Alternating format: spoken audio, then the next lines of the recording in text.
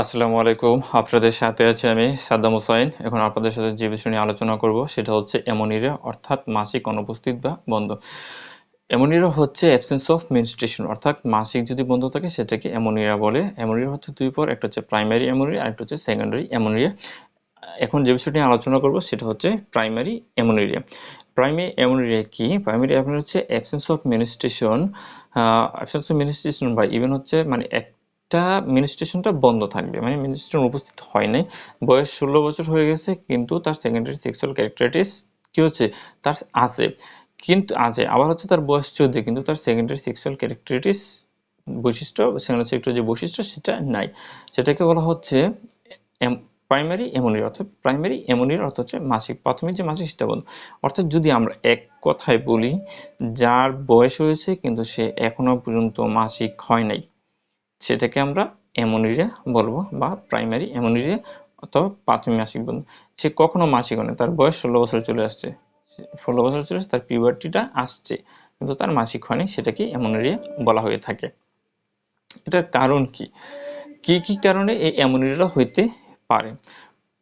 কজগুলো হচ্ছে, এটা হচ্ছে ক্রোমোজোমাল অ্যাবনর্মালিটির কারণে এটা হইতে পারে। এর হচ্ছে টার্নার সিনড্রোম, টেস্টিকুলার ফার্মিলাইজেশন সিনড্রোমের কারণে হইতে পারে।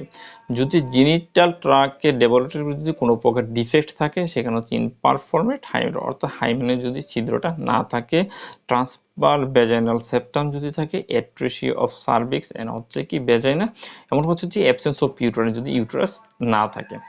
তারপর হচ্ছে কি হচ্ছে coordinated function of the hypothalamus আর হচ্ছে পিটুইটারি অ্যাক্সিসের কিছু কোঅর্ডিনেট ফাংশন সেগুলো এখানে, যেমন হচ্ছে হাইপোগোনাডোট্রোপিন গোনাডিজম যদি থাকে একটা, এটা হচ্ছে যে সাইক্লোডিজিক ডিজিজ অর্থাৎ অ্যানোরেক্সিয়া নার্ভোসা যদি থাকে। তারপর একটা হচ্ছে যে পলিসিস্টিক ওভারিয়ান সিনড্রোম যদি থাকে, পিটুইটারি ইডিনোমা অর্থাৎ পিটুইটারি গ্ল্যান্ডে যদি টিউমার হয়ে থাকে সেক্ষেত্রে। যদি ডিসফাংশনটা হচ্ছে থাইরয়েড এবং অ্যাড্রেনাল অ্যাক্সিসের যদি ডিসফাংশন, সেক্ষেত্রে কি হতে পারে? তারপরে এখানে অ্যাড্রেনোজেনিটাল সিনড্রোম, কিটোনিজম সেটা দেখা দিতে পারে। মেটাবলিক ডিসঅর্ডার যেমন হচ্ছে কি ডায়াবেটিস মেলাটাস যদি থাকে, যেটা জুভেলিন ডায়াবেটিস থেকে সেটা হইতে পারে।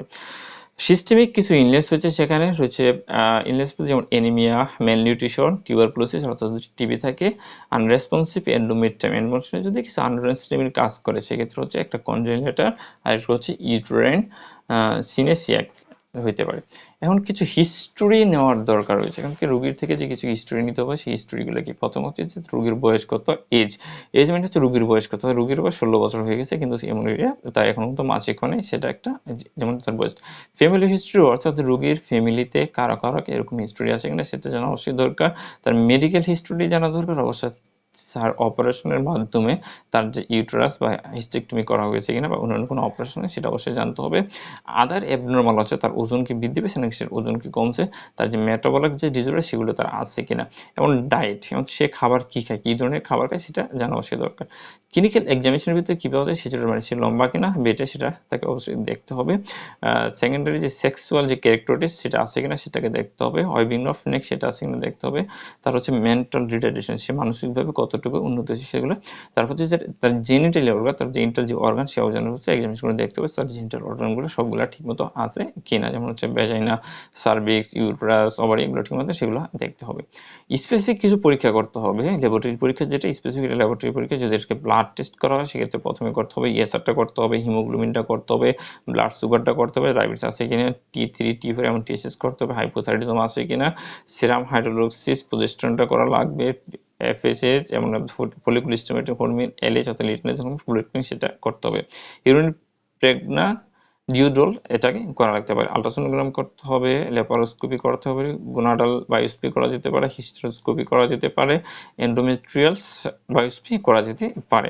সেখানে আরেকটা হচ্ছে কিরিওটাইপিং অর্থাৎ হচ্ছে যে ক্রোমোজোমাল অ্যাবনর্মালিটি আছে কিনা সেটাকে দেখতে হবে।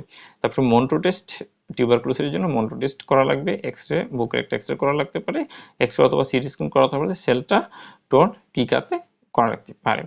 এখন যে প্রাইমারি অ্যামোনিয়া হয়েছে, এখন এর চিকিৎসা কি, কীভাবে চিকিৎসা করানো হয়?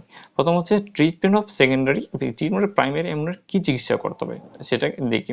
জেনারেল ট্রিটমেন্ট যেটা হচ্ছে তার যে স্বাস্থ্যগত যে সমস্যা থাকে সমস্যাটাকে উন্নতি করা, অর্থাৎ ইমপ্রুভমেন্ট অফ জেনারেল হেলথ। যার স্বাস্থ্যগত কোনো সমস্যা থাকলে সেটাকে আগে কারেকশন করতে হবে। যদি সে চিকন থাকে অবশ্যই তার স্বাস্থ্যটা কিছু বাড়াতে হবে, এবং সে যদি অনেক বেশি ওবেসিটি বা মোটা হয় অবশ্যই স্বাস্থ্যকে কমাতে হবে।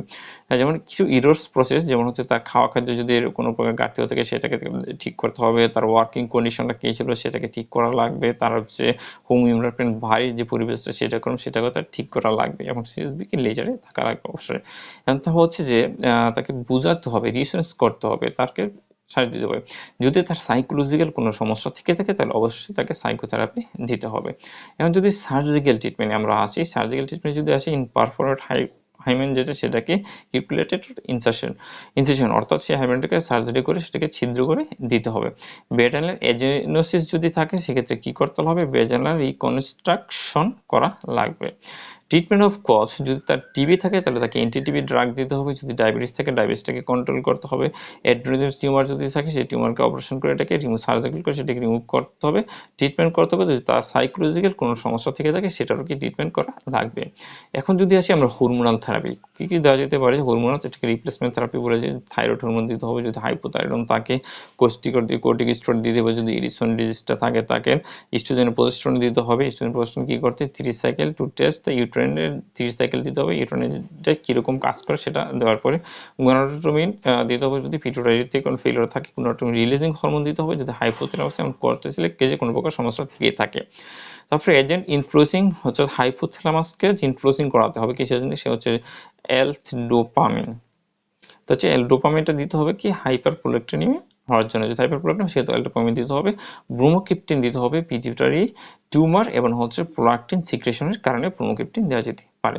এই ছিল প্রাইমারি ইমিউনোর সর্বশেষ কথাবার্তা, মানে প্রাইমারি ইমিউনো কেন হচ্ছে, কী কারণ হচ্ছে, তার চিকিৎসা কী, তাকে কী এক্সামিনেশন করতে হবে, তাকে কী চিকিৎসা দিতে হবে, সে বিষয়গুলো নিয়ে বিস্তারিত আলোচনা করা হয়েছে।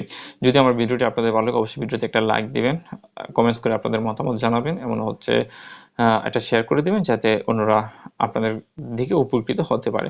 যদি পরবর্তী ভিডিওটি দেখছেন অবশ্যই আমার চ্যানেলটি সাবস্ক্রাইব করবেন, পাশে থাকা বেল আইকনটি অন করে দেবেন। পরবর্তী যে আমার ভিডিওটি আমি পাবলিশ করার সাথে সাথে আপনাদের কাছে চলে যাবে একটা নোটিফিকেশন। এই ছিল আজকের মতো, এখনকার মতো। ভালো থাকবেন, সুস্থ থাকবেন, আল্লাহ আপনাদেরকে সুস্থ রাখুক, পারার হোক, নেখায়ের দান করুক, এ বলে বিদায় নিচ্ছি। আসসালামু আলাইকুম।